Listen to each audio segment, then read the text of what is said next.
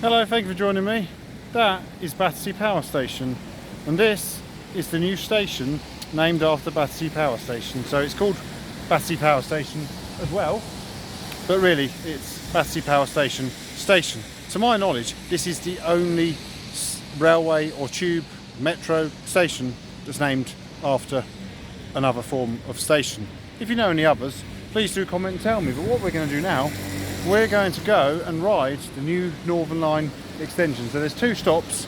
There's this one, which is very obvious, and there's 9 Elms. So what we're going to do, we're going to go into the new Battersea Power Station, which doesn't actually produce any power, and we're going to ride the Northern Line to 9 Elms. So we're going to go down the escalators here. So here we go. It's a big glass atrium, quite different from the Charles Holden style tube stations. Down the escalators we go. See the concrete panelling, give you an idea of modern tube architecture. When we get down to here, this is the concourse. I better put this on, hadn't I? Upside down. Henry's Adventures mask. Coming down onto the concourse, and we'll have a look. So this is the only entrance in and out of the tube station. So as we come to here, you can see it's a rather vast space. The railway line though is down another level, so two sets of gate lines, quite long gate lines. I can imagine, although it's not so busy now, once the redevelopment of, there's a train in 1 minute, need to get that, is finished, it'll probably be a lot busier.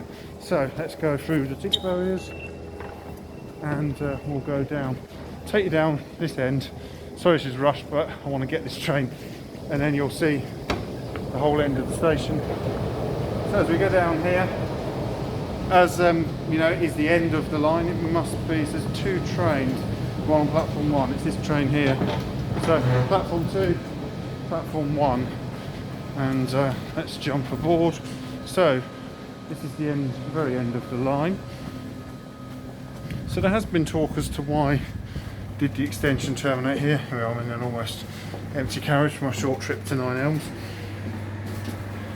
There has been talk as to why did the extension finish here at Battersea Power Station and not carry on to Clapham Junction, because obviously that would be quite useful. Well, the problem with going to Clapham Junction is basically this train would not be me and one other gentleman in this carriage. Hello there, we are ready It to would depart be full. from all stations to Golders Green via Charing Cross. Monday to please stay safe.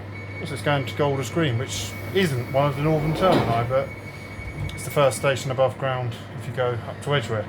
We're only going to go to 9 Elms, we're going to have a look at that station. So off we go. Sit over here so you can see the station as we pass through.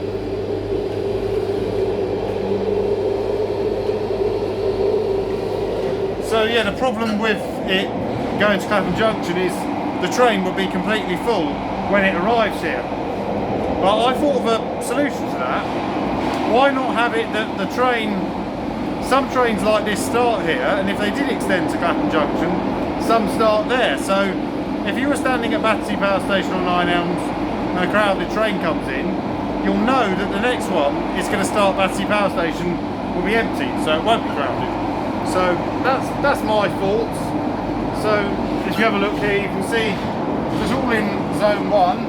Kennington's in Zone 1 and 2, because that was a bit complicated. They effectively had to move Kennington because they wanted to keep the extension in Zone 1. So it goes Zone 1, Zone 1 stroke 2, Zone 1 again, Zone 2 again. So we're just riding to 9 Elms. So we'll go out, we'll have a look at the station and see what the other newest station on London Underground is. So this actually opened a couple of weeks ago. I was up in Scotland at the time, so couldn't come on the first day, but this is my first chance to come and make a video. I did actually come and ride the line last week when I was in London, but I didn't have time to make a video. So here we are. This is 9 Elms Station, so we'll have a look at a bit more of a slower look because we aren't bound by catching a train like we were at Battersea Power Station. So it's quite a vast space. Reminds me a bit of some of the stations, metro stations I've been to in Europe. For the record, the train we're travelling on, 512665, so we would have been in 51665. There was a train coming in on the other side.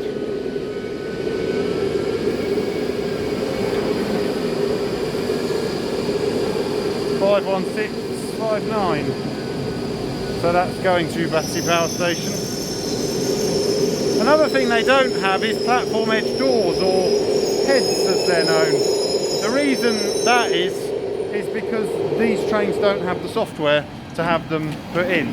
So maybe in the future they will put platform edge doors in, but I don't think it'll be with these 1995 stock trains. They are similar to the 1996 stock trains on the Jubilee line, which obviously do have the software for the platform edge doors, but you know, you never know, you might see them here one day, but not yet.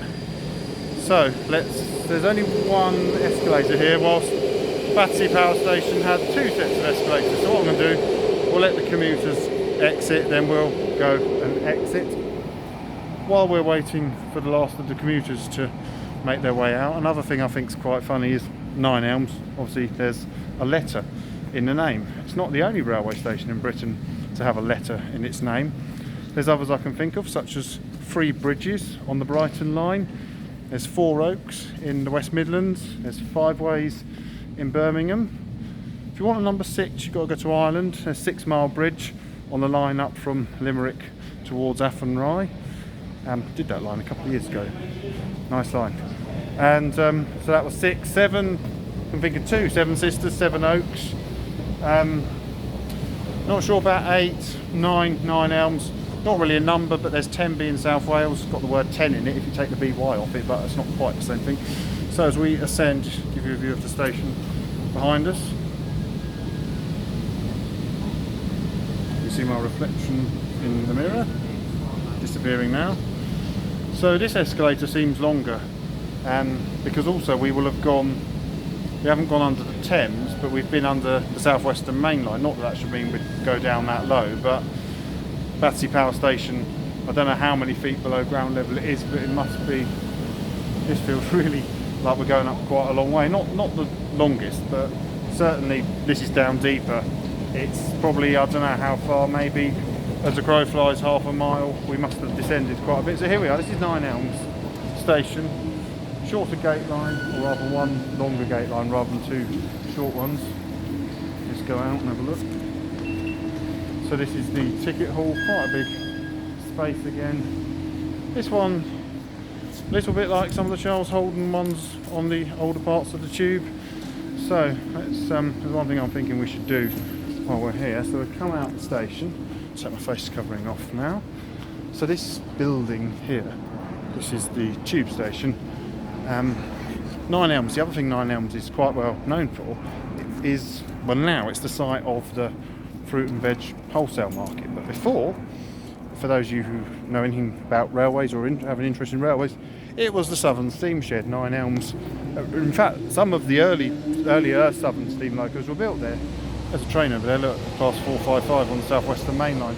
So 9 Elms was originally the works for the London South Western Railway, so steam locomotives such as the M7s were built there. I believe they were built there. Do correct me if I'm wrong, I'm pretty sure it's them. They definitely did build steam engines there, but then the works for the Southern moved to Eastleigh. Some Southern locos were built at Brighton, but it became the main steam shed, and it was very famous in the end of steam. People like David Shepherd would go there every evening and paint. It looks so different now to what it would have been like then. So yeah, that building there, not the most inspiring of buildings, I admit, is where the escalators and that were. So this tarmac area, which I'm not sure if they have any plan to do anything with. As you can see, there's a lot of redevelopment going on. Down below there and there is where the platforms are. So what we'll do now, there's not really a lot more to do now. We've kind of done the extension. It's getting towards dusk now. I thought we'll just try and see a train on the South Western Main Line, and then I'm going to head back into central London. So yeah, I hope you enjoyed this video. Thank you very much for watching. Please do feel free to like, subscribe and comment.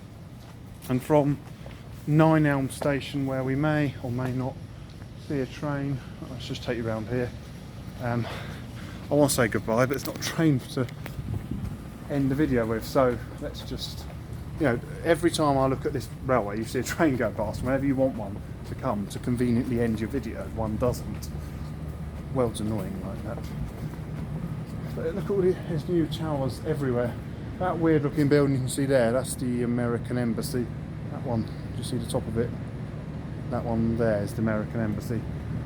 I know I said goodbye a moment ago, I still haven't ended the video, but I want to see a train on the South Western Main Line, and I've kind of run out of video to talk about, just being honest really, because there's not really a lot else to see here. But this building, instead, this is the tube station. I don't know if we're going to see a train, but hope you enjoyed it. Thank you very much, and like I said, please do feel free to like, subscribe, comment. Goodbye.